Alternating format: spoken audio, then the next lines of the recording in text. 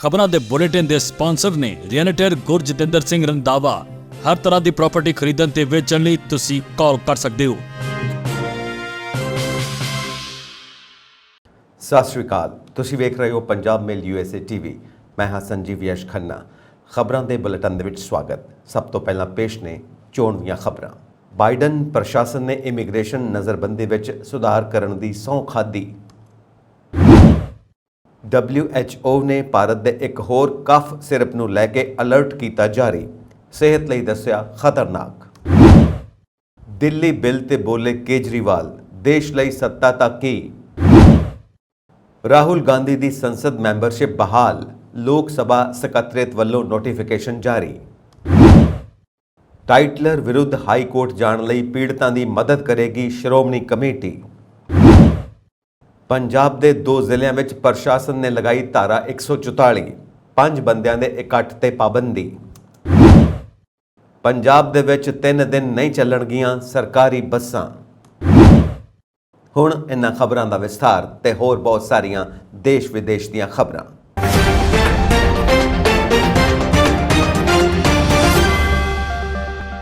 2020 ਵਿੱਚ ਰਾਸ਼ਟਰਪਤੀ ਅਹੁਦੇ ਦੇ ਉਮੀਦਵਾਰ ਵਜੋਂ ਜੋ ਬਾਈਡਨ ਨੇ ਮੁਨਾਫੇ ਲਈ ਇਮੀਗ੍ਰੇਸ਼ਨ ਨਜ਼ਰਬੰਦੀ ਨੂੰ ਖਤਮ ਕਰਨ ਦਾ ਵਾਅਦਾ ਕਰਦਿਆਂ ਕਿਹਾ, ਕਿਸੇ ਵੀ ਕਾਰੋਬਾਰ ਨੂੰ ਹਿੰਸਾ ਤੋਂ ਭੱਜਣ ਵਾਲੇ ਹਤਾਸ਼ ਲੋਕਾਂ ਦੇ ਦੁੱਖਾਂ ਤੋਂ ਲਾਭ ਨਹੀਂ ਲੈਣਾ ਚਾਹੀਦਾ। ਕਾਰਵਾਈ ਦਾ ਮੌਕਾ ਡੈਮੋਕ੍ਰੈਟਿਕ ਰਾਸ਼ਟਰਪਤੀ ਦੇ ਕਾਰਜਕਾਲ ਦੇ ਸ਼ੁਰੂ ਵਿੱਚ ਮਈ 2021 ਵਿੱਚ ਆਇਆ, ਜਦੋਂ ਸੀਨੀਅਰ ਇਮੀਗ੍ਰੇਸ਼ਨ ਅਧਿਕਾਰੀਆਂ ਦੇ ਇੱਕ ਸਮੂਹ ਨੇ ਇਹ ਫੈਸਲਾ ਕਰਨ ਲਈ ਨਜ਼ਰਬੰਦੀ ਕੇਂਦਰਾਂ ਦੀ ਇੱਕ ਅੰਦਰੂਨੀ ਸਮੀਖਿਆ ਸ਼ੁਰੂ ਕੀਤੀ ਕਿ ਕਿਸ ਨੂੰ ਵਾਪਸ ਸਕੇਲ ਕੀਤਾ ਜਾਣਾ ਚਾਹੀਦਾ ਹੈ, ਸੁਧਾਰਿਆ ਜਾਣਾ ਚਾਹੀਦਾ ਹੈ ਜਾਂ ਬੰਦ ਕਰਨਾ ਚਾਹੀਦਾ ਹੈ। ਸਮੀਖਿਆ, ਜਿਸ ਦੀ ਪਹਿਲਾਂ ਰਿਪੋਰਟ ਨਹੀਂ ਕੀਤੀ ਗਈ ਸੀ, ਸਰਕਾਰੀ ਨਿਗਰਾਨਾਂ, ਵਕੀਲਾਂ ਤੱਕ ਪਹੁੰਚ ਦੀ ਘਾਟ, ਜਿਨਸੀ ਸ਼ੋਸ਼ਣ ਅਤੇ ਨਜ਼ਰਬੰਦ ਮੌਤਾਂ ਬਾਰੇ ਸਾਲਾਂ ਦੀਆਂ ਸ਼ਿਕਾਇਤਾਂ ਤੋਂ ਬਾਅਦ ਕੀਤੀ ਗਈ। ਮਹੀਨਿਆਂ ਬਾਅਦ ਸਮੂਹ ਨੇ 5 ਮੌਜੂਦਾ ਅਤੇ ਸਾਬਕਾ ਅਧਿਕਾਰੀਆਂ ਦੇ ਅਨੁਸਾਰ ਲਗਭਗ 2 ਦਰਜਨ US ਇਮੀਗ੍ਰੇਸ਼ਨ ਅਤੇ ਕਸਟਮਜ਼ ਐਨਫੋਰਸਮੈਂਟ ਨਜ਼ਰਬੰਦੀ ਕੇਂਦਰਾਂ ਨੂੰ ਉਜਾਗਰ ਕਰਦੇ ਹੋਏ ਅਤੇ ਕੁਝ ਨੂੰ ਬੰਦ ਕਰਨ ਦੀ ਸਿਫਾਰਿਸ਼ ਕੀਤੀ। ਪਰ ਜਿਵੇਂ ਕਿ US ਮੈਕਸੀਕੋ ਸਰਹੱਦ ਤੇ ਗੈਰ ਕਾਨੂੰਨੀ ਕ੍ਰਾਸਿੰਗ ਰਿਕਾਰਡ ਉਚਾਈ ਤੇ ਪਹੁੰਚ ਗਈ, ਬਾਈਡਨ ਅਧਿਕਾਰੀਆਂ ਤੇ ਨਜ਼ਰਬੰਦੀ ਦੀ ਜਗ੍ਹਾ ਉਪਲਬਧ ਰੱਖਣ ਲਈ ਦਬਾਅ ਪਾਇਆ। ਉਹਨਾਂ ਨੇ ਮਾਰਚ 2022 ਵਿੱਚ ਸਿਰਫ ਇੱਕ ਸਹੂਲਤ ਨੂੰ ਬੰਦ ਕਰਨ ਦਾ ਐਲਾਨ ਕੀਤਾ। ਅਮਰੀਕਨ ਸਿਵਲ ਲਿਬਰਟੀਜ਼ ਯੂਨੀਅਨ ਦੁਆਰਾ ਵਿਸ਼ੇਸ਼ ਤੌਰ ਤੇ ਸਾਂਝੇ ਕੀਤੇ ਗਏ ICI ਦੇ ਆંકੜਿਆਂ ਦੇ ਵਿਸ਼ਲੇਸ਼ਣ ਦੇ ਅਨੁਸਾਰ ਰੁਕੇ ਹੋਏ ਸੁਧਾਰ ਬਾਈਡਨ ਪ੍ਰਸ਼ਾਸਨ ਦੇ ਦੌਰਾਨ ICI ਕੰਟਰੈਕਟਸ ਤੋਂ ਨਿੱਜੀ ਜੇਲ੍ਹ ਦੇ ਮਾਲੀਆ ਵਿੱਚ ਵਾਧਾ ਅਤੇ ਨਿੱਜੀ ਸਹੂਲਤਾਂ ਵਿੱਚ ਨਜ਼ਰਬੰਦਾਂ ਦੀ ਪਰਸੈਂਟੇਜ ਵਿੱਚ ਵਾਧੇ ਦੇ ਨਾਲ ਮੇਲ ਖਾਂਦੇ ਨੇ। ਜਿਵੇਂ ਕਿ ਬਾਈਡਨ 2024 ਵਿੱਚ ਦੁਬਾਰਾ ਚੋਣ ਲੜਨ ਦੀ ਤਿਆਰੀ ਕਰ ਰਹੇ ਨੇ ਅਤੇ ਉਹਨਾਂ ਦੇ ਰਿਪਬਲਿਕਨ ਪੂਰਵਗਾਮੀ ਡੋਨਾਲਡ ਟਰੰਪ ਦੇ ਵਿਰੁੱਧ ਇੱਕ ਸੰਭਾਵਿਤ ਰੀਮੈਚ ਇਮੀਗ੍ਰੇਸ਼ਨ ਇੱਕ ਰਾਜਨੀਤਿਕ ਫਲੈਸ਼ ਪੁਆਇੰਟ ਬਣਿਆ ਹੋਇਆ ਹੈ। ਭਾਰਤ ਵਿੱਚ ਬਣੀਆਂ ਨਕਲੀ ਦਵਾਈਆਂ ਅਤੇ ਕਫ ਸਿਰਪ ਨੂੰ ਲੈ ਕੇ ਪਿਛਲੇ ਕੁਝ ਮਹੀਨਿਆਂ ਤੋਂ ਲਗਾਤਾਰ ਸਵਾਲ ਉੱਠ ਰਹੇ ਨੇ। ਇਸ ਦੌਰਾਨ ਵਿਸ਼ਵ ਸਿਹਤ ਸੰਗਠਨ WHO ਨੇ ਇੱਕ ਹੋਰ ਭਾਰਤੀ ਕਫ ਸਿਰਪ ਨੂੰ ਲੈ ਕੇ ਅਲਰਟ ਜਾਰੀ ਕੀਤਾ। ਇਸ ਸਿਰਪ ਦਾ ਸੈਂਪਲ ਇਰਾਕ ਤੋਂ ਲਿਆ ਗਿਆ ਸੀ, ਜਿਸ ਤੋਂ ਬਾਅਦ ਇਸ ਨੂੰ ਜਾਂਚ ਲਈ ਲੈਬ ਦੇ ਵਿੱਚ ਭੇਜਿਆ ਗਿਆ। ਹੁਣ ਦੱਸਿਆ ਗਿਆ ਹੈ ਕਿ ਭਾਰਤ ਵਿੱਚ ਬਣੇ ਇਸ ਕੋਲਡ ਸਿਰਪ ਦੇ ਵਿੱਚ ਡਾਈਥਾਲੀਨ ਗਲਾਈਕੋਲ 0.25% ਅਤੇ ਐਥਿਲੀਨ ਗਲਾਈਕੋਲ 2.1% ਦੀ ਮਾਤਰਾ ਪਾਈ ਗਈ ਹੈ, ਜੋ ਸਿਹਤ ਲਈ ਬਹੁਤ ਹਾਨੀਕਾਰਕ ਹੈ। WHO ਵੱਲੋਂ ਜਾਰੀ ਬਿਆਨ ਵਿੱਚ ਕਿਹਾ ਗਿਆ ਕਿ ਐਥਿਲੀਨ ਗਲਾਈਕੋਲ ਅਤੇ ਡਾਈਥਾਲੀਨ ਗਲਾਈਕੋਲ ਦੋਵਾਂ ਲਈ 0.10% ਸੀਮਾ ਤੈਅ ਕੀਤੀ ਗਈ ਹੈ। ਇਸ ਤੋਂ ਜ਼ਿਆਦਾ ਮਾਤਰਾ ਵਿੱਚ ਹੋਣਾ ਸਿਹਤ ਲਈ ਘਾਤਕ ਸਾਬਿਤ ਹੋ ਸਕਦਾ ਹੈ। ਇਹਨਾਂ ਦੋਵਾਂ ਦਾ ਜ਼ਿਆਦਾ ਸੇਵਨ ਕਰਨਾ ਸਰੀਰ ਵਿੱਚ ਜ਼ਹਿਰ ਪਾਉਣ ਦੇ ਬਰਾਬਰ ਹੋ ਸਕਦਾ ਹੈ। ਦਿਸ ਕੋਲਡ ਆਊਟ ਸਿਰਪ ਦਾ ਨਿਰਮਾਣ ਤਾਮਿਲਨਾਡੂ ਆਧਾਰਿਤ foods India laboratories private limited ਦੁਆਰਾ ਮਹਾਰਾਸ਼ਟਰ ਆਧਾਰਿਤ DB life pharma private limited ਲਈ ਕੀਤਾ ਗਿਆ, ਜਿਸ ਤੋਂ ਬਾਅਦ ਹੁਣ ਇਸ ਕਫ ਸਿਰਪ ਤੇ ਜਲਦ ਹੀ ਪਾਬੰਦੀ ਲਗਾਈ ਜਾ ਸਕਦੀ ਹੈ। ਇਸ ਦੇ ਨਾਲ ਹੀ ਕੰਪਨੀ ਖਿਲਾਫ ਕਾਰਵਾਈ ਵੀ ਕੀਤੀ ਜਾ ਸਕਦੀ ਹੈ। ਇਸ ਸਿਰਪ ਦੀ ਵਰਤੋਂ ਆਮ ਜ਼ੁਕਾਮ ਅਤੇ ਐਲਰਜੀ ਦੇ ਸ਼ੁਰੂਆਤੀ ਲੱਛਣਾਂ ਦੇ ਇਲਾਜ ਲਈ ਕੀਤੀ ਜਾਂਦੀ ਹੈ। ਇਸ ਤੋਂ ਪਹਿਲਾਂ ਵੀ ਕਈ ਕੰਪਨੀਆਂ ਦੇ ਕਫ ਸਿਰਪ ਤੇ ਸਵਾਲ ਚੁੱਕੇ ਗਏ ਸਨ। ਦੁਨੀਆ ਦੇ ਕਈ ਦੇਸ਼ਾਂ ਵਿੱਚ ਕਫ ਸਿਰਪ ਕਾਰਨ 300 ਤੋਂ ਜ਼ਿਆਦਾ ਬੱਚਿਆਂ ਦੀ ਮੌਤ ਹੋ ਗਈ ਸੀ, ਜਿਸ ਤੋਂ ਬਾਅਦ WHO ਨੇ ਅਲਰਟ ਜਾਰੀ ਕੀਤਾ ਸੀ।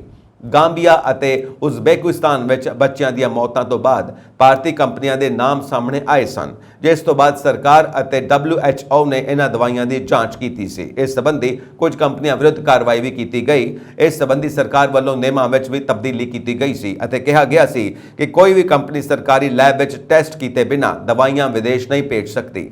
ਜੇਕਰ ਦਵਾਈ ਮਾਪਦੰਡਾਂ ਤੇ ਖਰੀ ਨਹੀਂ ਉਤਰਦੀ ਤਾਂ ਇਸ ਦਾ ਉਤਪਾਦਨ ਬੰਦ ਕਰ ਦਿੱਤਾ ਜਾਵੇਗਾ। ਇਹ ਨਿਯਮ ਜੂਨ 2023 ਤੋਂ ਲਾਗੂ ਕੀਤੇ ਗਏ ਸਨ। ਦਿੱਲੀ ਸੇਵਾ ਬਿੱਲ ਰਾਜ ਸਭਾ ਤੋਂ ਵੀ ਪਾਸ ਹੋ ਗਿਆ ਹੈ। ਇਸ ਨੂੰ ਦਿੱਲੀ ਦੇ CM ਅਰਵਿੰਦ ਕੇਜਰੀਵਾਲ ਨੇ ਕਾਲਾ ਕਾਨੂੰਨ ਕਹਿੰਦਿਆਂ ਲੋਕਤੰਤਰ ਨੂੰ ਕਮਜ਼ੋਰ ਕਰਨ ਵਾਲਾ ਦੱਸਿਆ। CM ਕੇਜਰੀਵਾਲ ਨੇ ਇਸ ਬਿੱਲ ਨੂੰ ਲਿਆਉਣ ਨੂੰ ਲੈ ਕੇ ਪ੍ਰਧਾਨ ਮੰਤਰੀ ਤੇ ਨਿਸ਼ਾਨਾ ਬਿੰਨਦਿਆਂ ਕਿਹਾ ਕਿ ਮੈਂ ਤੁਹਾਡੀ ਜਗ੍ਹਾ ਹੁੰਦਾ ਤਾਂ ਅਜਿਹਾ ਕਦੇ ਨਾ ਕਰਦਾ। ਜੇ ਕਦੇ ਦੇਸ਼ ਤੇ ਸੱਤਾ ਵਿੱਚ ਚੁਣਨਾ ਹੋਇਆ ਤਾਂ ਦੇਸ਼ ਲਈ 100 ਸੱਤਾ ਕੁਰਬਾਨ, ਸੱਤਾ ਤਾਂ ਕੀ ਦੇਸ਼ ਲਈ 100 ਵਾਰ ਆਪਣੀ ਜਾਨ ਵੀ ਕੁਰਬਾਨ। ਮੁੱਖ ਮੰਤਰੀ ਭਗਵੰਤ ਮਾਨ ਵੀ ਕੇਜਰੀਵਾਲ ਦੇ ਜਜ਼ਬੇ ਨੂੰ ਸਲਾਮ ਕਰਦਿਆਂ ਲੋਕਤੰਤਰ ਨੂੰ ਬਚਾਉਣ ਲਈ ਲੋਕਾਂ ਨੂੰ ਅੱਗੇ ਆਉਣ ਦੀ ਅਪੀਲ ਕੀਤੀ। CM ਮਾਨ ਨੇ ਕਿਹਾ ਕਿ ਲੋਕਤੰਤਰ ਨੂੰ ਬਚਾਉਣ ਲਈ 140 ਕਰੋੜ ਦੇਸ਼ ਭਗਤ ਲੋਕਾਂ ਨੂੰ ਅੱਗੇ ਆਉਣਾ ਹੋਵੇਗਾ। ਅਰਵਿੰਦ ਕੇਜਰੀਵਾਲ ਜੀ, ਤੁਹਾਡੇ ਦੇਸ਼ ਪ੍ਰੇਮ ਦੇ ਜਜ਼ਬੇ ਨੂੰ ਸਲਾਮ, ਇਨਕਲਾਬ ਜ਼ਿੰਦਾਬਾਦ। ਇਸ ਬਿੱਲ ਦੇ ਪਾਸ ਹੋਣ ਤੇ ਕੇਜਰੀਵਾਲ ਨੇ ਕਿਹਾ ਕਿ ਇਹ ਕਾਲਾ ਕਾਨੂੰਨ ਲੋਕਤੰਤਰ ਦੇ ਖਿਲਾਫ ਹੈ, ਲੋਕਤੰਤਰ ਨੂੰ ਕਮਜ਼ੋਰ ਕਰਦਾ ਹੈ। ਜੇ ਲੋਕਤੰਤਰ ਕਮਜ਼ੋਰ ਹੁੰਦਾ ਹੈ ਤਾਂ ਸਾਡਾ ਭਾਰਤ ਕਮਜ਼ੋਰ ਹੁੰਦਾ ਹੈ। ਉਹਨਾਂ ਕਿਹਾ ਕਿ ਇਸ ਬਿੱਲ ਰਾਹੀਂ ਜਿਵੇਂ ਤੁਸੀਂ ਦਿੱਲੀ ਦੇ ਲੋਕਾਂ ਦੇ ਵੋਟ ਦੀ ਤਾਕਤ ਨੂੰ ਖੋ ਰਹੇ ਹੋ, ਦਿੱਲੀ ਦੇ ਲੋਕਾਂ ਨੂੰ ਗੁਲਾਮ ਤੇ ਬੇਵਸ ਬਣਾ ਰਹੇ ਹੋ, ਉਹਨਾਂ ਦੀ ਸਰਕਾਰ ਨੂੰ ਕਮਜ਼ੋਰ ਕਰ ਰਹੇ ਹੋ। ਕੇਜਰੀਵਾਲ ਨੇ ਕਿਹਾ ਕਿ ਜਦੋਂ ਸੰਵਿਧਾਨ ਮੁਤਾਬਿਕ ਲੋਕ ਆਪਣੀ ਸਰਕਾਰ ਖੁਦ ਚੁਣਨਗੇ ਅਤੇ ਉਸ ਸਰਕਾਰ ਨੂੰ ਕੰਮ ਕਰਨ ਦੀਆਂ ਸਾਰੀਆਂ ਸ਼ਕਤੀਆਂ ਹੋਣਗੀਆਂ। ਉਹਨਾਂ ਕਿਹਾ ਕਿ ਇਹ ਬਿੱਲ ਪਾਸ ਕਰਕੇ ਆਜ਼ਾਦੀ ਦੇ 75 ਸਾਲਾਂ ਮਗਰੋਂ PM ਮੋਦੀ ਨੇ ਦਿੱਲੀ ਦੇ ਲੋਕਾਂ ਦੀ ਆਜ਼ਾਦੀ ਖੋਹ ਲਈ ਹੈ, ਜੋ ਕਿ 1935 ਦੇ ਅੰਗਰੇਜ਼ਾਂ ਦੇ ਕਾਨੂੰਨਾਂ ਵਰਗਾ ਹੈ ਕਿ ਦਿੱਲੀ ਦੇ ਲੋਕ ਸਰਕਾਰ ਬਣਾਉਣਗੇ ਪਰ ਉਹਨਾਂ ਕੋਲ ਕੋਈ ਸ਼ਕਤੀ ਨਹੀਂ ਹੋਵੇਗੀ। ਕੇਜਰੀਵਾਲ ਨੇ ਕਿਹਾ ਕਿ ਪ੍ਰਧਾਨ ਮੰਤਰੀ ਨੇ ਸੁਪਰੀਮ ਕੋਰਟ ਦੇ ਹੁਕਮਾਂ ਨੂੰ ਵੀ ਇੱਕ ਦਿਨ ਵਿੱਚ ਹੀ ਪਲਟ ਦਿੱਤਾ। ਉਹਨਾਂ ਕਿਹਾ ਕਿ ਦਿੱਲੀ ਵਿੱਚ 4 ਚੋਣਾਂ BJP ਹਾਰ ਚੁੱਕੀ ਹੈ। ਪਿਛਲੇ 25 ਸਾਲਾਂ ਵਿੱਚ ਦਿੱਲੀ ਵਿੱਚ ਭਾਜਪਾ ਦੀ ਕੋਈ ਸਰਕਾਰ ਨਹੀਂ ਬਣੀ। ਇਸ ਕਰਕੇ ਹੁਣ ਉਹ ਪਿਛਲੇ ਚੋਰ ਦਰਵਾਜ਼ੇ ਤੋਂ ਦਾਖਲ ਹੋਏ ਨੇ। ਇਸ ਕਾਨੂੰਨ ਮੁਤਾਬਿਕ ਦਿੱਲੀ ਦੇ ਹਰ ਵਰਗ ਦੇ ਕਰਮਚਾਰੀਆਂ ਦੀ ਪਾਲਿਸੀ ਕੇਂਦਰ ਸਰਕਾਰ ਬਣਾਵੇਗੀ। ਪ੍ਰਧਾਨ ਮੰਤਰੀ ਨੂੰ ਕੇਂਦਰ ਚਲਾਉਣਾ ਚਾਹੀਦਾ ਹੈ, ਦਿੱਲੀ ਵਿੱਚ ਦਖਲਅੰਦਾਜ਼ੀ ਨਹੀਂ ਕਰਨੀ ਚਾਹੀਦੀ। ਕਾਂਗਰਸ ਰਾਹੁਲ ਗਾਂਧੀ ਦੀ ਮੈਂਬਰਸ਼ਿਪ ਬਹਾਲ ਕਰਵਾਉਣ ਲਈ ਸੁਪਰੀਮ ਕੋਰਟ ਜਾਣ ਦੀ ਤਿਆਰੀ ਕਰ ਰਹੀ ਸੀ। ਸੂਤਰਾਂ ਦੇ ਹਵਾਲੇ ਨਾਲ ਕਿਹਾ ਗਿਆ ਕਿ ਜੇਕਰ ਸੋਮਵਾਰ 7 ਅਗਸਤ ਸ਼ਾਮ ਤੱਕ ਰਾਹੁਲ ਗਾਂਧੀ ਦੀ ਸੰਸਦ ਮੈਂਬਰਸ਼ਿਪ ਬਹਾਲ ਨਹੀਂ ਕੀਤੀ ਜਾਂਦੀ ਤਾਂ ਕਾਂਗਰਸ ਮੰਗਲਵਾਰ ਨੂੰ ਸੁਪਰੀਮ ਕੋਰਟ ਵਿੱਚ ਅਪੀਲ ਕਰ ਸਕਦੀ ਹੈ। ਹਾਲਾਂਕਿ ਇਸ ਤੋਂ ਪਹਿਲਾਂ ਰਾਹੁਲ ਗਾਂਧੀ ਦੀ ਮੈਂਬਰਸ਼ਿਪ ਬਹਾਲ ਹੋ ਚੁੱਕੀ ਹੈ। ਹੁਣ ਉਹ ਮੁੜ ਸੰਸਦ ਮੈਂਬਰ ਬਣ ਗਏ ਨੇ। ਮਾਰਚ 2023 ਵਿੱਚ ਗੁਜਰਾਤ ਦੀ ਇੱਕ ਅਦਾਲਤ ਨੇ 2019 ਵਿੱਚ ਇੱਕ ਚੋਣ ਰੈਲੀ ਵਿੱਚ ਮੋਦੀ ਸਰਨੇਮ ਬਾਰੇ ਦਿੱਤੇ ਬਿਆਨ ਲਈ ਰਾਹੁਲ ਗਾਂਧੀ ਨੂੰ 2 ਸਾਲ ਦੀ ਕੈਦ ਦੀ ਸਜ਼ਾ ਸੁਣਾਈ। ਸਜ਼ਾ ਸੁਣਾਏ ਜਾਣ ਦੇ ਅਗਲੇ ਹੀ ਦਿਨ ਲੋਕ ਸਭਾ ਸਕੱਤਰੇਤ ਨੇ ਸੰਸਦ ਦੀ ਮੈਂਬਰਸ਼ਿਪ ਰੱਦ ਕਰਨ ਸੰਬੰਧੀ ਨੋਟੀਫਿਕੇਸ਼ਨ ਜਾਰੀ ਕਰ ਦਿੱਤਾ। ਰਾਹੁਲ ਗਾਂਧੀ ਨੇ ਕੇਰਲ ਦੇ ਵਾਇਨਾਡ ਸੰਸਦੀ ਹਲਕੇ ਤੋਂ 2019 ਦੀ ਚੋਣ ਜਿੱਤੀ ਸੀ। ਰਾਹੁਲ ਗਾਂਧੀ ਦੀ ਅਪੀਲ ਤੇ ਸੁਪਰੀਮ ਕੋਰਟ ਨੇ ਸ਼ੁੱਕਰਵਾਰ 4 ਜੁਲਾਈ ਨੂੰ ਹੇਠਲੀ ਅਦਾਲਤ ਦੇ ਸਜ਼ਾ ਦੇ ਹੁਕਮ ਤੇ ਰੋਕ ਲਗਾ ਦਿੱਤੀ। ਸਟੇ ਉਦੋਂ ਤੱਕ ਜਾਰੀ ਰਹੇਗੀ ਜਦੋਂ ਤੱਕ ਸੂਰਤ ਸੈਸ਼ਨ ਕੋਰਟ ਤੋਂ ਦੋਸ਼ੀ ਠਹਿਰਾਏ ਜਾਣ ਤੇ ਫੈਸਲਾ ਨਹੀਂ ਆ ਜਾਂਦਾ, ਜਿੱਥੇ ਰਾਹੁਲ ਗਾਂਧੀ ਨੇ ਦੋਸ਼ੀ ਠਹਿਰਾਏ ਜਾਣ ਦੇ ਖਿਲਾਫ ਅਪੀਲ ਦਾਇਰ ਕੀਤੀ ਹੈ। ਪੰਜਾਬ ਸਰਕਾਰ ਨੇ ਆਪਣੇ ਇੱਕ ਹੋਰ ਬਜਟ ਐਲਾਨ ਨੂੰ ਪੂਰਾ ਕਰਨ ਦੀ ਤਿਆਰੀ ਕਰ ਲਈ ਹੈ। ਵਿੱਤ ਮੰਤਰੀ ਹਰਪਾਲ ਸਿੰਘ ਚੀਮਾ ਨੇ ਦੱਸਿਆ ਕਿ ਵਿਭਾਗ ਨੇ ਗਾਹਕਾਂ ਦੀ ਸਹੂਲੀਅਤ ਲਈ ਮੋਬਾਈਲ ਐਪ ਬਣਾਈ ਹੈ, ਜਿਸ ਦੀ ਟੈਸਟਿੰਗ ਚੱਲ ਰਹੀ ਹੈ। ਐਪ ਨੂੰ ਜਲਦ ਹੀ ਲਾਂਚ ਕਰ ਦਿੱਤਾ ਜਾਵੇਗਾ। ਗਾਹਕ ਦੁਕਾਨਦਾਰ ਤੋਂ ਲਏ ਗਏ ਬਿੱਲ ਨੂੰ ਅਪਲੋਡ ਕਰਕੇ ਡਰਾਅ ਵਿੱਚ ਹਿੱਸਾ ਲੈ ਸਕਣਗੇ। ਇਸ ਡਰਾਅ ਵਿੱਚ ਉਹਨਾਂ ਨੂੰ ਹੋਰ ਵੀ ਕਈ ਇਨਾਮ ਜਿੱਤਣ ਦਾ ਮੌਕਾ ਮਿਲੇਗਾ। ਚੀਮਾ ਨੇ ਕਿਹਾ ਕਿ ਸਰਕਾਰ ਦੇ ਯਤਨਾਂ ਸਦਕਾ ਟੈਕਸ ਵਸੂਲੀ ਵਿੱਚ ਲਗਾਤਾਰ ਵਾਧਾ ਹੋ ਰਿਹਾ ਹੈ। ਨਾਲ ਹੀ ਇਸ ਨਵੀਂ ਯੋਜਨਾ ਨਾਲ ਲੋਕਾਂ ਨੂੰ ਵਸਤੂਆਂ ਦੀ ਖਰੀਦ ਤੇ ਬਿੱਲ ਮਿਲੇਗਾ ਅਤੇ ਇਸ ਨਾਲ ਸਰਕਾਰ ਨੂੰ GST ਦੀ ਚੋਰੀ ਰੋਕਣ ਵਿੱਚ ਮਦਦ ਮਿਲੇਗੀ ਅਤੇ ਰਾਜ ਦੀ GST ਵਸੂਲੀ ਵਿੱਚ ਵੀ ਵਾਧਾ ਹੋਵੇਗਾ। ਚੀਮਾ ਨੇ ਕਿਹਾ ਕਿ GST ਦੀ ਚੋਰੀ ਨੂੰ ਰੋਕਣ ਲਈ ਕੀਤੇ ਜਾ ਰਹੇ ਯਤਨਾਂ ਸਦਕਾ ਜੁਲਾਈ 23 ਵਿੱਚ ਪਿਛਲੇ ਸਾਲ ਜੁਲਾਈ ਮਹੀਨੇ ਦੇ ਮੁਕਾਬਲੇ 36% ਦਾ ਵਾਧਾ ਹੋਇਆ ਹੈ। ਚਾਲੂ ਵਿੱਤੀ ਸਾਲ ਦੇ ਪਹਿਲੇ 4 ਮਹੀਨਿਆਂ ਵਿੱਚ GST ਕਲੈਕਸ਼ਨ ਵਿੱਚ 16.5% ਦਾ ਵਾਧਾ ਹੋਇਆ ਹੈ। ਇਸ ਦੇ ਨਾਲ ਹੀ ਪਹਿਲੇ 4 ਮਹੀਨਿਆਂ ਵਿੱਚ ਹੀ ਐਕਸਾਈਜ਼ ਵਿੱਚ 20.87% ਦਾ ਵਾਧਾ ਦਰਜ ਕੀਤਾ ਗਿਆ। ਭਾਰਤੀ ਜਨਤਾ ਪਾਰਟੀ ਪੰਜਾਬ ਵਿੱਚ ਸੂਬਾ ਪ੍ਰਧਾਨ ਸੁਨੀਲ ਜਾਖੜ ਨਾਲ ਸਹਿਯੋਗ ਨਾ ਕਰਨ ਵਾਲੇ ਪਾਰਟੀ ਆਗੂਆਂ ਦੇ ਖੰਭ ਕੱਟਣ ਦੀ ਤਿਆਰੀ ਕਰ ਰਹੀ ਹੈ। ਇਹ ਉਹ ਆਗੂ ਨੇ ਜੋ ਜਾਖੜ ਨੂੰ ਲੋੜੀਂਦਾ ਸਮਰਥਨ ਨਹੀਂ ਦੇ ਰਹੇ। ਆਉਣ ਵਾਲੇ 1-2 ਮਹੀਨਿਆਂ ਵਿੱਚ ਪਾਰਟੀ ਦੇ ਪੰਜਾਬ ਢਾਂਚੇ ਵਿੱਚ ਹੋਰ ਫੇਰ ਬਦਲ ਵਿੱਚ ਅਜਿਹੇ ਆਗੂਆਂ ਨੂੰ ਪਾਸੇ ਕਰਨ ਦੀ ਵੀ ਤਿਆਰੀ ਕੀਤੀ ਜਾ ਰਹੀ ਹੈ। ਜ਼ਿਕਰਯੋਗ ਹੈ ਕਿ 27 ਜੁਲਾਈ ਨੂੰ ਸੁਨੀਲ ਜਾਖੜ ਦੀ ਅਗਵਾਈ ਵਿੱਚ ਪੰਜਾਬ ਭਾਜਪਾ ਦਾ ਇੱਕ ਵਫਦ ਪੰਜਾਬ ਦੇ ਰਾਜਪਾਲ ਨੂੰ ਮਿਲਿਆ ਸੀ। ਵਫਦ ਦੀ ਇਹ ਮੀਟਿੰਗ ਪੰਜਾਬ ਵਿੱਚ ਆਏ ਹੜ੍ਹਾਂ ਸੰਬੰਧੀ ਪੰਜਾਬ ਸਰਕਾਰ ਦੇ ਨਾਕਾਮ ਪ੍ਰਬੰਧਾਂ ਖਿਲਾਫ ਸੀ। ਜਿਵੇਂ ਹੀ ਭਾਜਪਾ ਦਾ ਵਫਦ ਰਾਜਪਾਲ ਨੂੰ ਮਿਲਣ ਅਤੇ ਪੱਤਰਕਾਰਾਂ ਨਾਲ ਗੱਲਬਾਤ ਕਰਨ ਲਈ ਪੰਜਾਬ ਰਾਜ ਭਵਨ ਤੋਂ ਬਾਹਰ ਆਇਆ ਤਾਂ ਜ਼ਿਆਦਾਤਰ ਮੀਡੀਆ ਦੀਆਂ ਟਿੱਪਣੀਆਂ ਇਹ ਸਨ ਕਿ ਇਸ ਵਫਦ ਵਿੱਚ ਕਾਂਗਰਸ ਆਦਿ ਤੋਂ ਆਏ ਆਗੂ ਹੀ ਸਨ। ਇਹ ਮਾਮਲਾ ਪਾਰਟੀ ਦੇ ਸੂਬਾਈ ਇੰਚਾਰਜ ਅਤੇ ਫਿਰ ਪਾਰਟੀ ਹਾਈ ਕਮਾਂਡ ਤੱਕ ਵੀ ਪਹੁੰਚਿਆ, ਜਿਸ ਨੂੰ ਪਾਰਟੀ ਨੇ ਗੰਭੀਰਤਾ ਨਾਲ ਲਿਆ। ਰਾਜਪਾਲ ਨੂੰ ਮਿਲਣ ਵਾਲੇ ਵਫਦ ਵਿੱਚ ਭਾਜਪਾ ਆਗੂ ਮਨੋਰੰਜਨ ਕਾਲੀਆ ਅਤੇ ਕੁਝ ਹੋਰ ਆਗੂਆਂ ਦੇ ਨਾਮ ਵੀ ਸ਼ਾਮਿਲ ਸਨ। ਦੱਸ ਦਈਏ ਕਿ ਜਾਖੜ ਦੀ ਪ੍ਰਧਾਨਗੀ ਦੇ ਅਹੁਦੇ ਤੇ ਨਿਯੁਕਤੀ ਦਾ ਮਨੋਰੰਜਨ ਕਾਲੀਆ ਸਮੇਤ ਭਾਜਪਾ ਦੇ ਹੋਰ ਆਗੂਆਂ ਨੇ ਸਵਾਗਤ ਕੀਤਾ। ਅਬੋਹਰ ਦੇ ਸਾਬਕਾ ਵਿਧਾਇਕ ਅਰੁਣ ਨਾਰੰਗ ਨੇ ਜਾਖੜ ਦੀ ਨਿਯੁਕਤੀ ਦੇ ਵਿਰੋਧ ਵਿੱਚ ਅਸਤੀਫਾ ਦੇਣ ਦਾ ਐਲਾਨ ਕੀਤਾ ਸੀ, ਜਦਕਿ ਭਾਜਪਾ ਆਗੂ ਤੇ ਸਾਬਕਾ ਮੰਤਰੀ ਲక్ష్ਮੀ ਕਾਂਤਾ ਚਾਵਲਾ ਨੇ ਜਾਖੜ ਦੀ ਨਿਯੁਕਤੀ ਦਾ ਵਿਰੋਧ ਕੀਤਾ ਸੀ। ਉੱਥੇ ਹੀ ਸੁਨੀਲ ਜਾਖੜ ਦੇ ਸਹੁੰ ਚੁੱਕ ਸਮਾਗਮ ਵਿੱਚ ਸਾਬਕਾ ਪ੍ਰਧਾਨ ਅਸ਼ਵਨੀ ਸ਼ਰਮਾ ਦੀ ਗੈਰ ਹਾਜ਼ਰੀ ਨੂੰ ਵੀ ਵਿਰੋਧ ਦਾ ਆਧਾਰ ਮੰਨਿਆ ਜਾ ਰਿਹਾ ਸੀ, ਪਰ ਸ਼ਰਮਾ ਨੇ ਨਾ ਆਉਣ ਦਾ ਕਾਰਨ ਉਹਨਾਂ ਦੀ ਸਿਹਤ ਦਾ ਹਵਾਲਾ ਦਿੰਦੇ ਹੋਏ ਸਪਸ਼ਟੀਕਰਨ ਦਿੱਤਾ ਸੀ। ਪਾਰਟੀ ਸੂਤਰਾਂ ਅਨੁਸਾਰ ਹਾਈ ਕਮਾਂਡ ਨੇ ਆਪਣੇ ਪੱਧਰ ਤੇ ਜਾਖੜ ਨਾਲ ਸਹਿਯੋਗ ਨਾ ਕਰਨ ਵਾਲੇ ਆਗੂਆਂ ਦੀ ਸੂਚੀ ਤਿਆਰ ਕਰ ਲਈ ਹੈ। ਪਾਰਟੀ ਦੇ ਪੰਜਾਬ ਢਾਂਚੇ ਵਿੱਚ ਵੱਡਾ ਫੇਰਬਦਲ ਕੌਮੀ ਪ੍ਰਧਾਨ ਦੀ ਤਬਦੀਲੀ ਤੋਂ ਬਾਅਦ ਹੀ ਹੋਣਾ ਹੈ, ਪਰ ਪੰਜਾਬ ਦੇ ਢਾਂਚੇ ਵਿੱਚ ਛੋਟੇ ਪੱਧਰ ਤੇ ਫੇਰਬਦਲ ਦੀਆਂ ਤਿਆਰੀਆਂ ਚੱਲ ਰਹੀਆਂ ਨੇ। ਇਸ ਫੇਰਬਦਲ ਵਿੱਚ ਜਾਖੜ ਦਾ ਸਾਥ ਨਾ ਦੇਣ ਵਾਲੇ ਆਗੂਆਂ ਨੂੰ ਦੂਰ ਰੱਖਣ ਦਾ ਫੈਸਲਾ ਕੀਤਾ ਗਿਆ ਹੈ। ਅਸਹਿਯੋਗੀ ਆਗੂਆਂ ਨੂੰ ਆਉਣ ਵਾਲੀਆਂ ਵਿਧਾਨ ਸਭਾ ਚੋਣਾਂ ਵਿੱਚ ਟਿਕਟਾਂ ਦੇਣ ਤੋਂ ਵੀ ਲਾਂਭੇ ਕੀਤਾ ਜਾ ਸਕਦਾ ਹੈ। ਹਿਮਾਚਲ ਪ੍ਰਦੇਸ਼ ਦੇ ਮੰਡੀ ਜ਼ਿਲ੍ਹੇ ਵਿੱਚ ਚੰਡੀਗੜ੍ਹ ਮਨਾਲੀ ਨੈਸ਼ਨਲ ਹਾਈਵੇ ਤੇ 6 ਮੀਲ ਨਾਂ ਦੀ ਜਗ੍ਹਾ ਤੇ ਲਗਾਤਾਰ ਜ਼ਮੀਨ ਖਿਸਕਣ ਦਾ ਖਤਰਾ ਬਣਿਆ ਹੋਇਆ ਹੈ। ਇਹ ਥਾਂ ਬਹੁਤ ਖਤਰਨਾਕ ਬਣ ਗਈ ਹੈ। ਪਿਛਲੇ ਕੁਝ ਮਹੀਨਿਆਂ ਤੋਂ ਇੱਥੇ ਲਗਾਤਾਰ ਜ਼ਮੀਨ ਖਿਸਕਣ ਦੀਆਂ ਘਟਨਾਵਾਂ ਵਾਪਰ ਰਹੀਆਂ ਨੇ। ਇਹ ਰਾਹਤ ਦੀ ਗੱਲ ਹੈ ਕਿ ਕਿਸੇ ਵੀ ਜਾਨ ਨਹੀਂ ਗਈ। ਹੁਣ ਇੱਥੇ ਇੱਕ ਵਾਰ ਫਿਰ ਲੈਂਡਸਲਾਈਡ ਦੀ ਲਪੇਟ ਵਿੱਚ ਗੱਡੀਆਂ ਆ ਗਈਆਂ ਨੇ। ਜਾਣਕਾਰੀ ਮੁਤਾਬਿਕ ਸੋਮਵਾਰ ਸ਼ਾਮ ਨੂੰ ਜਿੱਥੇ ਇੱਕ ਪਿਕਅਪ ਗੱਡੀ ਤੇ ਵੱਡੇ ਪੱਥਰ ਡਿੱਗੇ, ਇਸ ਦੇ ਨਾਲ ਹੀ ਰਾਤ ਵੇਲੇ ਚੱਲਦੀ HRTC ਬੱਸ ਅਤੇ ਡੰਪਰ ਤੇ ਪਹਾੜੀ ਤੋਂ ਪੱਥਰ ਡਿੱਗੇ। ਪਿਕਅਪ ਚਾਲਕ ਦੀ ਜਾਨ ਬਚ ਗਈ। ਇਸੇ ਤਰ੍ਹਾਂ ਬੱਸ ਵਿੱਚ ਸਵਾਰ ਵਿਅਕਤੀਆਂ ਨੂੰ ਵੀ ਮਾਮੂਲੀ ਸੱਟਾਂ ਲੱਗੀਆਂ ਨੇ ਅਤੇ ਸਾਰਿਆਂ ਨੂੰ ਮੁੱਢਲੀ ਸਹਾਇਤਾ ਦੇਣ ਤੋਂ ਬਾਅਦ ਜੰਮੂ ਭੇਜ ਦਿੱਤਾ ਗਿਆ ਹੈ। ਦਰਅਸਲ HRTC ਕੁੱਲੂ ਡਿਪੂ ਦੀ ਹਿਮਤਾਰਾ ਬੱਸ ਮਨਾਲੀ ਤੋਂ ਜੰਮੂ ਜਾ ਰਹੀ ਸੀ। ਜੰਮੂ ਲਈ ਇਹ ਇਕਲੌਤੀ ਬੱਸ ਹੈ ਜਿਸ ਕਾਰਨ ਬੱਸ ਪੂਰੀ ਤਰ੍ਹਾਂ ਸਵਾਰੀਆਂ ਨਾਲ ਭਰੀ ਹੋਈ ਸੀ। ਇਹ ਬੱਸ ਰਾਤ ਕਰੀਬ 8:30 ਵਜੇ 6 ਮੀਲ ਦੇ ਕੋਲ ਪਹੁੰਚੀ। ਇੱਥੇ ਖਤਰਨਾਕ ਥਾਂ ਤੇ ਪਹਾੜੀ ਤੋਂ ਪੱਥਰਾਂ ਦੀ ਬਰਸਾਤ ਹੋਈ ਅਤੇ ਬੱਸ ਅਤੇ ਹੋਰ ਡੰਪਰ ਇਸ ਦੀ ਲਪੇਟ ਵਿੱਚ ਆ ਗਏ। ਡੰਪਰ ਵਿੱਚ 3 ਲੋਕ ਸਵਾਰ ਸਨ ਜੋ ਇੱਕ ਜੀਪ ਨੂੰ ਡਾਲੇ ਵਿੱਚ ਲੈ ਕੇ ਜਾ ਰਹੇ ਸਨ। ਤਿੰਨੋਂ ਪੂਰੀ ਤਰ੍ਹਾਂ ਸੁਰੱਖਿਅਤ ਨੇ। ਹਾਲਾਂਕਿ ਡੰਪਰ ਦਾ ਨੁਕਸਾਨ ਹੋਇਆ ਹੈ। ਬੱਸ ਦੇ ਪੱਥਰ ਡਿੱਗਣ ਦੀ ਘਟਨਾ ਤੋਂ ਬਾਅਦ ਬੱਸ ਚਾਲਕ ਧਰਮਿੰਦਰ ਨੇ ਤੁਰੰਤ ਬੱਸ ਨੂੰ ਮੰਡੀ ਦੇ ਬੱਸ ਸਟੈਂਡ ਤੇ ਪਹੁੰਚਾਇਆ ਅਤੇ ਆਂਸ਼ਿਕ ਤੌਰ ਤੇ ਜ਼ਖਮੀ ਸਵਾਰੀਆਂ ਨੂੰ ਮੁੱਢਲੀ ਸਹਾਇਤਾ ਦਿੱਤੀ। ਆਪਰੇਟਰ ਚੰਦਰਮਣੀ ਨੇ ਦੱਸਿਆ ਕਿ ਸਾਰੇ ਯਾਤਰੀ ਪੂਰੀ ਤਰ੍ਹਾਂ ਸੁਰੱਖਿਅਤ ਨੇ ਅਤੇ ਕੁਝ ਯਾਤਰੀਆਂ ਨੂੰ ਮਾਮੂਲੀ ਸੱਟਾਂ ਲੱਗੀਆਂ ਨੇ। ਖਰਾਬ ਹੋਈ ਬੱਸ ਨੂੰ ਮੰਡੀ ਦੇ ਬੱਸ ਸਟੈਂਡ ਤੇ ਹੀ ਰੱਖਿਆ ਗਿਆ ਹੈ, ਜਦਕਿ ਇੱਥੋਂ ਬੱਸ ਸਵਾਰੀਆਂ ਨੂੰ ਦੂਜੀ ਬੱਸ ਵਿੱਚ ਪਾ ਕੇ ਜੰਮੂ ਲਈ ਰਵਾਨਾ ਕੀਤਾ ਗਿਆ। ਦੱਸ ਦਈਏ ਕਿ ਇਸ ਤੋਂ ਪਹਿਲਾਂ ਸ਼ਾਮ 5 ਵਜੇ ਦੇ ਕਰੀਬ 9ਵੇਂ ਮੀਲ ਨੇੜੇ ਪਹਾੜੀ ਤੋਂ ਪੱਥਰ ਡਿੱਗਣ ਕਾਰਨ ਇੱਕ ਜੀਪ ਬੁਰੀ ਤਰ੍ਹਾਂ ਨੁਕਸਾਨੀ ਗਈ ਸੀ ਅਤੇ ਇਸ ਵਿੱਚ ਸਵਾਰ ਡਰਾਈਵਰ ਨੇ ਵੀ ਛਾਲ ਮਾਰ ਕੇ ਆਪਣੀ ਜਾਨ ਬਚਾਈ ਸੀ। ਫਿਲਹਾਲ ਇਸ ਹਾਦਸੇ ਨੂੰ ਲੈ ਕੇ ਲੋਕਾਂ ਵਿੱਚ ਚਰਚਾ ਹੈ ਕਿ ਇਸ ਦੌਰਾਨ ਬੱਸ ਹਾਦਸੇ ਦੀ ਖਬਰ ਸੁਣ ਕੇ ਹਰ ਕੋਈ ਇਸ ਸੜਕ ਤੇ ਸਫ਼ਰ ਨਾ ਕਰਨ ਦੀ ਗੱਲ ਕਹਿ ਰਿਹਾ ਹੈ।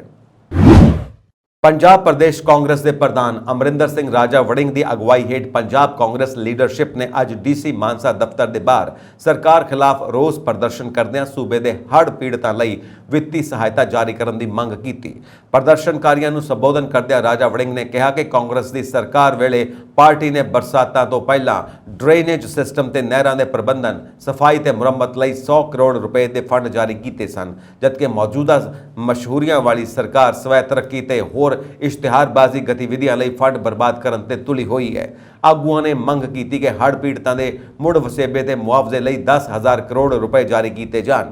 ਸ਼੍ਰੀ ਵੜਿੰਗ ਨੇ ਕਿਹਾ ਕਿ ਪੰਜਾਬ ਵਿੱਚ ਇਹ ਪਹਿਲੀ ਵਾਰ ਹੋਇਆ ਹੈ ਕਿ ਹੜ੍ਹਾਂ ਦੌਰਾਨ ਕਿਸੇ ਸਰਕਾਰ ਨੇ ਪੀੜਤਾਂ ਦੀਆਂ ਸਮੱਸਿਆਵਾਂ ਸੁਣਨ ਦੀ ਥਾਂ ਲੋਕਾਂ ਨੂੰ ਆਪਣੇ ਹਾਲ ਤੇ ਛੱਡ ਦਿੱਤਾ ਹੈ। ਵਿਰੋਧੀ ਧਿਰ ਦੇ ਨੇਤਾ ਪ੍ਰਤਾਪ ਸਿੰਘ ਬਾਜਵਾ ਨੇ ਕਿਹਾ ਕਿ ਪਾਰਟੀ ਨੇ ਘੱਟੋ-ਘੱਟ 50,000 ਰੁਪਏ ਪ੍ਰਤੀ ਏਕੜ ਮੁਆਵਜ਼ਾ ਦੇਣ, ਕਿਸਾਨਾਂ ਲਈ 5 ਲੱਖ ਰੁਪਏ ਦੀ ਵਿੱਤੀ ਸਹਾਇਤਾ, ਜਿਨ੍ਹਾਂ ਦੇ ਘਰ ਨੁਕਸਾਨੇ ਗਏ ਨੇ, ਜ਼ਖਮੀਆਂ ਨੂੰ 5-5 ਲੱਖ ਅਤੇ ਫੌਤ ਹੋਏ ਦੇ ਵਾਰਸਾਂ ਨੂੰ 10-10 ਲੱਖ ਦੀ ਸਹਾਇਤਾ ਰਾਸ਼ੀ ਦੇਣ ਦੀ ਮੰਗ ਕੀਤੀ ਹੈ। ਉਹਨਾਂ ਹੜ੍ਹ ਦੀ ਮਾਰ ਹੇਠ ਆਏ ਦੁਕਾਨਦਾਰਾਂ ਲਈ 2 ਲੱਖ ਰੁਪਏ ਦੀ ਵਿੱਤੀ ਸਹਾਇਤਾ ਮੰਗੀ ਹੈ। ਪੰਜਾਬ ਵਿੱਚ ਅਗਸਤ ਦੇ ਮਹੀਨੇ ਮੌਨਸੂਨ ਦੀ ਬਰਸਾਤ ਜਾਰੀ ਹੈ। ਅਗਸਤ ਵਿੱਚ ਲਗਾਤਾਰ ਮੀਂਹ ਪੈ ਰਿਹਾ ਹੈ, ਜਦੋਂ ਕਿ ਮੌਸਮ ਵਿਭਾਗ ਨੇ ਇਸ ਮਹੀਨੇ ਆਮ ਨਾਲੋਂ ਘੱਟ ਮੀਂਹ ਪੈਣ ਦੀ ਭਵਿੱਖਬਾਣੀ ਕੀਤੀ ਹੈ। ਐਤਵਾਰ ਦੇਰ ਰਾਤ ਤੋਂ ਸੋਮਵਾਰ ਸਵੇਰ ਤੱਕ ਪੰਜਾਬ ਦੇ ਕਈ ਜ਼ਿਲ੍ਹਿਆਂ ਵਿੱਚ ਆਮ ਤੋਂ ਦਰਮਿਆਨੀ ਬਾਰਿਸ਼ ਹੋਈ। ਦੂਜੇ ਪਾਸੇ ਮੌਸਮ ਵਿਭਾਗ ਦੀ ਭਵਿੱਖਬਾਣੀ ਮੁਤਾਬਿਕ 9 ਅਗਸਤ ਤੱਕ ਮੌਸਮ ਸਾਫ਼ ਰਹੇਗਾ। ਇਸ ਦੌਰਾਨ ਲੋਕਾਂ ਨੂੰ ਹੁਮਸ ਭਰੀ ਗਰਮੀ ਝੇਲਣੀ ਪੈ ਸਕਦੀ ਹੈ। 10 ਅਗਸਤ ਤੋਂ ਮਾਨਸੂਨ ਦਰਮਿਆਨ ਪੱਛਮੀ ਗੜਬੜੀ ਮੁੜ ਸਰਗਰਮ ਹੋ ਰਹੀ ਹੈ, ਜਿਸ ਕਾਰਨ 13 ਅਗਸਤ ਤੱਕ ਪੰਜਾਬ ਦੇ ਕਈ ਜ਼ਿਲ੍ਹਿਆਂ ਵਿੱਚ ਹਲਕੀ ਤੋਂ ਦਰਮਿਆਨੀ ਬਾਰਿਸ਼ ਅਤੇ ਗਰਜ ਨਾਲ ਮੀਂਹ ਪੈ ਸਕਦਾ ਹੈ। ਇਸ ਦੇ ਨਾਲ ਹੀ ਬੀਤੇ ਦਿਨ ਵੀ ਪੰਜਾਬ ਦੇ ਕਿਸੇ ਵੀ ਜ਼ਿਲ੍ਹੇ ਵਿੱਚ ਮੀਂਹ ਦਾ ਅਲਰਟ ਨਹੀਂ ਸੀ। ਪੰਜਾਬ ਵਿੱਚ ਇਸ ਹਫ਼ਤੇ ਵੀ ਮਾਨਸੂਨ ਦੇ ਸੁਸਤ ਰਹਿਣ ਦੀ ਸੰਭਾਵਨਾ ਹੈ ਅਤੇ ਮੀਂਹ ਆਮ ਨਾਲੋਂ ਘੱਟ ਹੋਵੇਗਾ। ਪਿਛਲੇ 24 ਘੰਟਿਆਂ ਦੌਰਾਨ ਕੁਝ ਜ਼ਿਲ੍ਹਿਆਂ ਵਿੱਚ ਹੀ ਮੀਂਹ ਦਰਜ ਕੀਤਾ ਗਿਆ ਹੈ। ਸ਼੍ਰੋਮਣੀ ਕਮੇਟੀ ਦੀ ਅੰਤਰਿੰਗ ਕਮੇਟੀ ਨੇ ਸਿੰਘ ਸਭਾ ਲਹਿਰ, ਜੈਤੋ ਦਾ ਮੋਰਚਾ ਅਤੇ ਨਾਭਾ ਦਿਵਸ ਦੀ ਸ਼ਤਾਬਦੀ ਮਨਾਉਣ ਦੇ ਫੈਸਲੇ ਤੋਂ ਇਲਾਵਾ ਨਵੰਬਰ 1984 ਸਿੱਖ ਕਤਲੇਆਮ ਮਾਮਲਿਆਂ ਵਿੱਚ ਕਾਂਗਰਸੀ ਆਗੂ ਜਗਦੀਸ਼ ਟਾਈਟਲਰ ਨੂੰ ਦਿੱਤੀ ਅਗਾਊਂ ਜ਼ਮਾਨਤ ਖਿਲਾਫ ਹਾਈ ਕੋਰਟ ਜਾਣ ਲਈ ਪੀੜਿਤ ਪਰਿਵਾਰਾਂ ਨੂੰ ਕਾਨੂੰਨੀ ਮਦਦ ਦੇਣ ਦਾ ਫੈਸਲਾ ਕੀਤਾ। ਸ਼੍ਰੋਮਣੀ ਕਮੇਟੀ ਦੇ ਪ੍ਰਧਾਨ ਐਡਵੋਕੇਟ ਹਰਜਿੰਦਰ ਸਿੰਘ ਧਾਮੀ ਦੀ ਪ੍ਰਧਾਨਗੀ ਹੇਠ ਹੋਈ ਮੀਟਿੰਗ ਵਿੱਚ ਮਹਾਰਾਸ਼ਟਰ ਸਰਕਾਰ ਵੱਲੋਂ ਤਖਤ ਸ੍ਰੀ ਹਜ਼ੂਰ ਸਾਹਿਬ ਨਾਂਦੇੜ ਬੋਰਡ ਦਾ ਪ੍ਰਬੰਧਕ ਗੈਰ ਸਿੱਖ ਵਿਅਕਤੀ ਨੂੰ ਲਗਾਉਣ ਵਿਰੁੱਧ ਮਤਾ ਪਾਸ ਕੀਤਾ ਗਿਆ ਅਤੇ ਕੌਮੀ ਘੱਟ ਗਿਣਤੀ ਕਮਿਸ਼ਨ ਤੇ ਦੋਸ਼ ਲਾਇਆ ਕਿ ਕਮਿਸ਼ਨ ਆਪਣੇ ਦਾਇਰੇ ਤੋਂ ਬਾਹਰ ਜਾ ਕੇ ਸਿੱਖ ਸੰਸਥਾਵਾਂ ਨੂੰ ਕਮਜ਼ੋਰ ਕਰਨ ਦੇ ਯਤਨ ਕਰ ਰਿਹਾ ਹੈ। ਮੀਟਿੰਗ ਮਗਰੋਂ ਮੀਡੀਆ ਨਾਲ ਗੱਲ ਕਰਦਿਆਂ ਸ਼੍ਰੀ ਧਾਮੀ ਨੇ ਕਿਹਾ ਕਿ ਸਰਕਾਰਾਂ ਵੱਲੋਂ ਸਾਜ਼ਿਸ਼ ਤਹਿਤ ਸਿੱਖ ਮਾਮਲਿਆਂ ਵਿੱਚ ਬੇਲੋੜੀ ਦਖਲਅੰਦਾਜ਼ੀ ਕੀਤੀ ਜਾ ਰਹੀ ਹੈ। ਇਹਨਾਂ ਕਿਹਾ ਕਿ ਇੱਕ ਸ਼ਿਕਾਇਤ ਦੇ ਆਧਾਰ ਤੇ ਕੌਮੀ ਘੱਟ ਗਿਣਤੀ ਕਮਿਸ਼ਨ ਵੱਲੋਂ ਸਰਕਾਰੀ ਏਜੰਸੀਆਂ ਨੂੰ ਸਿੱਖ ਸੰਸਥਾਵਾਂ ਦੇ ਮਾਮਲਿਆਂ ਲਈ ਜਾਂਚ ਲਈ ਕਹਿਣਾ ਗੈਰ ਵਾਜਬ ਹੈ। ਉਨ੍ਹਾਂ ਕਿਹਾ ਕਿ ਕਮਿਸ਼ਨ ਦੇ ਮੁਖੀ ਨੂੰ ਸ਼ਿਕਾਇਤ ਸੰਬੰਧੀ ਸ਼੍ਰੋਮਣੀ ਕਮੇਟੀ ਦੇ ਜਿਸ ਆਂਤਰਿਕ ਕਮੇਟੀ ਮੈਂਬਰ ਨੇ ਮੰਗ ਪੱਤਰ ਸੌਂਪਿਆ ਸੀ, ਉਸ ਨੇ ਅੱਜ ਅੰਤਰਿੰਗ ਕਮੇਟੀ ਦੀ ਮੀਟਿੰਗ ਵਿੱਚ ਮੁਆਫੀ ਮੰਗ ਲਈ ਹੈ। ਪ੍ਰਧਾਨ ਸ਼੍ਰੀ ਧਾਮੀ ਨੇ ਕਮਿਸ਼ਨ ਦੇ ਮੁਖੀ ਇਕਬਾਲ ਸਿੰਘ ਲਾਲਪੁਰਾ ਨੂੰ ਨਸੀਹਤ ਦਿੱਤੀ ਕਿ ਉਹ ਰਾਜਨੀਤੀ ਕਰਨ ਦੀ ਥਾਂ ਘੱਟ ਗਿਣਤੀਆਂ ਨਾਲ ਸੰਬੰਧਿਤ ਮਾਮਲਿਆਂ ਵੱਲ ਧਿਆਨ ਦੇਣ। ਉਨ੍ਹਾਂ ਸਵਾਲ ਕੀਤਾ ਕਿ ਜੰਮੂ ਕਸ਼ਮੀਰ, ਮਨੀਪੁਰ, ਹਰਿਆਣਾ ਅਤੇ ਹੁਣ ਤਖਤ ਸ੍ਰੀ ਹਜ਼ੂਰ ਸਾਹਿਬ ਦੇ ਮਾਮਲੇ ਵਿੱਚ ਘੱਟ ਗਿਣਤੀ ਕਮਿਸ਼ਨ ਦੇ ਚੇਅਰਮੈਨ ਕਿਉਂ ਚੁੱਪ ਨੇ। ਉਨ੍ਹਾਂ ਕਿਹਾ ਕਿ ਪੁੱਲ ਬੰਗਸ਼ ਗੁਰਦੁਆਰਾ ਮਾਮਲੇ ਵਿੱਚ ਅਗਾਊਂ ਜ਼ਮਾਨਤ ਨੂੰ ਚੁਣੌਤੀ ਦੇਣ ਲਈ ਕਾਨੂੰਨੀ ਸਹਾਇਤਾ ਦੇ ਨਾਲ-ਨਾਲ ਮੁੱਖ ਗਵਾਹ ਬੀਬੀ ਲਖਵਿੰਦਰ ਕੌਰ ਨੂੰ ਲੋੜੀਂਦੀ ਵਿੱਤੀ ਮਦਦ ਵੀ ਦਿੱਤੀ ਜਾਵੇਗੀ। ਇਸੇ ਤਰ੍ਹਾਂ ਡੇਰਾ ਸਿਰਸਾ ਦੇ ਗੁਰਮੀਤ ਰਾਮ ਰਹੀਮ ਵਿਰੁੱਧ ਚੱਲ ਰਹੇ ਕੇਸ ਦੀ ਪੈਰਵਾਈ ਤਹਿਤ ਸੁਪਰੀਮ ਕੋਰਟ ਵਿੱਚ ਸ਼੍ਰੋਮਣੀ ਕਮੇਟੀ ਕਾਨੂੰਨੀ ਮਦਦ ਕਰੇਗੀ। ਬਠਿੰਡਾ ਤੋਂ ਲੋਕ ਸਭਾ ਮੈਂਬਰ ਹਰਸਿਮਰਤ ਕੌਰ ਬਾਦਲ ਨੇ ਅੱਜ ਕੇਂਦਰੀ ਗ੍ਰਹਿ ਮੰਤਰੀ ਅਮਿਤ ਸ਼ਾਹ ਨੂੰ ਪੱਤਰ ਲਿਖ ਕੇ ਅਪੀਲ ਕੀਤੀ ਕਿ ਪੰਜਾਬ ਦੀ ਆਬਕਾਰੀ ਨੀਤੀ ਦੀ CBI ਤੇ ED ਕੋਲੋਂ ਨਿਰਪੱਖ ਜਾਂਚ ਕਰਵਾਈ ਜਾਵੇ। ਉਨ੍ਹਾਂ ਕਿਹਾ ਕਿ ਇਸ ਸ਼ਰਾਬ ਨੀਤੀ ਵਿੱਚ ਵੱਡਾ ਭ੍ਰਸ਼ਟਾਚਾਰ ਹੋਇਆ ਹੈ ਕਿ ਸਰਕਾਰੀ ਖਜ਼ਾਨੇ ਨੂੰ ਸੈਂਕੜਾ ਕਰੋੜ ਰੁਪਏ ਦਾ ਨੁਕਸਾਨ ਹੋਇਆ। ਉਨ੍ਹਾਂ ਗ੍ਰਹਿ ਮੰਤਰੀ ਨੂੰ ਸ਼੍ਰੋਮਣੀ ਅਕਾਲੀ ਦਲ ਵੱਲੋਂ ਪੰਜਾਬ ਦੇ ਰਾਜਪਾਲ ਨੂੰ ਸੌਂਪੇ 2 ਮੰਗ ਪੱਤਰਾਂ ਦੇ ਨਾਲ ਪੰਜਾਬ ਦੀ ਕੈਬਨਿਟ ਸਬ ਕਮੇਟੀ ਦੀ ਰਿਪੋਰਟ ਵੀ ਭੇਜੀ, ਜਿਸ ਨੇ 2022-23 ਦੀ ਆਬਕਾਰੀ ਨੀਤੀ ਅਸਿੱਧੇ ਤੌਰ ਤੇ ਰੱਦ ਹੀ ਕਰ ਦਿੱਤੀ ਸੀ। ਇਹ ਮਾਮਲਾ ਜਦੋਂ ਸੰਸਦ ਵਿੱਚ ਚੁੱਕਿਆ ਗਿਆ ਸੀ ਤਾਂ ਕੇਂਦਰੀ ਗ੍ਰਹਿ ਮੰਤਰੀ ਨੇ ਉਹਨਾਂ ਨੂੰ ਇਸ ਸੰਬੰਧੀ ਮੰਗ ਪੱਤਰ ਸੌਂਪਣ ਲਈ ਆਖਿਆ ਸੀ।